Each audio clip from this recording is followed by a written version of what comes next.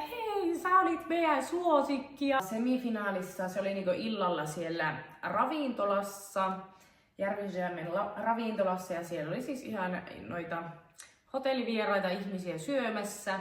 Siellä oli sporttiasukierros, sitten oli bikinikierros ja iltapukukierros.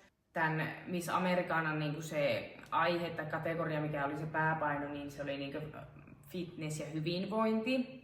Ja sitten meistä valittiin 10 sieltä, jotka pääsi finaaliin, mutta siinä kruunattiin vielä erikseen niinku Miss Järvisydämeksi. Sitten se oli ihana, kun siellä oli semmonen, siis niinku myöhemmistä se semifinaalin jälkeen, niin sitten kun me käveltiin tyttöjen kanssa jossakin siellä